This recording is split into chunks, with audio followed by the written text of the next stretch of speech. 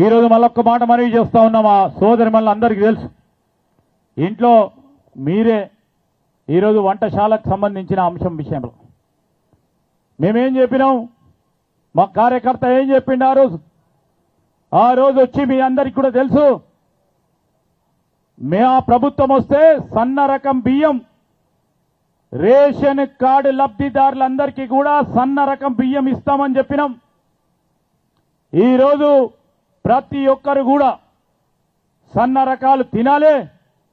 దాని విషయంలో మా ఎమ్మెల్యే గారు చెప్పినట్టు 4,000 కోట్ల పై చెలుకు ఈరోజు రాష్ట్ర ప్రభుత్వ ఖజానాపై భారం పడ్డా పేదవారు కూడా మేమే విధంగా తింటున్నామో, మా ఎమ్మెల్యే గారు ఏ విధంగా తింటా ఉన్నారో, మా డిప్యూటీ చీఫ్ మినిస్టర్ గారు ఏ విధంగా సన్న రకాలు తింటా ఉన్నారో, మా సోదరులు కూడా అదే విధంగా, ఆ సోదరిమణులు అదే విధంగా కూడా సన్న రకానికి సంబంధించిన బియ్యం తినాలని ఒక ప్రత్యక్షమైన కార్యక్రమం చేస్తే, నేను మొన్న పోయినాం పెద్దపల్లిలో, ఇలాంటి కార్యక్రమానికి పోయినాం. ఒక ఇంటికి ఇంద్రమ్మ ఇల్లు మరి పునాది వేయటానికి పోయినాం.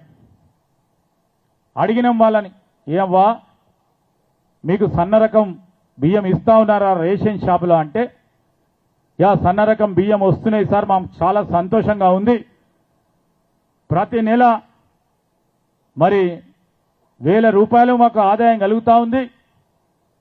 సన్న రకం బియ్యం కొనాలంటే అప్పుడు 60, 65 రూపాయలు, 70 రూపాయలు కిలో పెట్టి మేము కొనేటోళ్ళం అంటే, నా ప్రక్కన ఉన్న మా సహచర మంత్రివర్గ సోదరులు అడిగినారు, శ్రీనివాస్ రెడ్డి గారు, ఏమ్మా మరి టీఆర్ఎస్ వాళ్ళు అంటున్నారు పురుగులు వచ్చినాయా అని.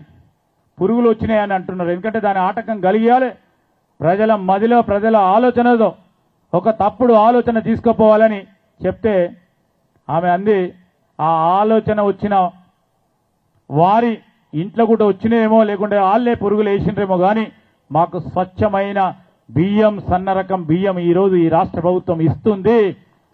ఆ విధకమైన కార్యక్రమం ఈరోజు కాంగ్రెస్ పార్టీ ప్రభుత్వం చేస్తూ ఉంది.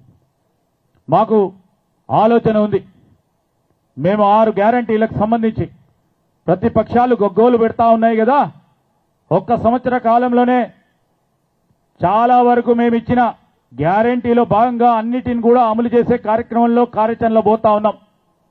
ఈ రాష్ట్ర ప్రజలకి, మా భూపాలపల్లి జిల్లాకు సంబంధించిన ప్రజలందరికీ మేము మనవి చేస్తా ఉన్నాం. ఇక్కడ ఉన్న డిప్యూటీ చీఫ్ మినిస్టర్ గారు కానీ, ముఖ్యమంత్రి గారు కానీ, మా సహచర మంత్రివర్గ సోదరులకు సంబంధించి ఈరోజు మేము ఇచ్చిన ప్రతి మాటను నిలబెట్టుకునే కార్యాచరణ తీసుకుంటాం. కొద్దిగా ఆలస్యం కావచ్చు, ఈరోజు ఆర్థిక వ్యవస్థను గాడిలో పెట్టి మీకు ఇచ్చిన ప్రతి మాటని, 6 గ్యారంటీలో భాగంగా ఉన్న ప్రతి మాటని నిలుపుకునే కార్యాచరణ తీసుకుంటామని మీ అందరికీ కూడా మనవి చేస్తా ఉన్నాం. ఓపికతో మనం అందరం కలిసిపోదాం.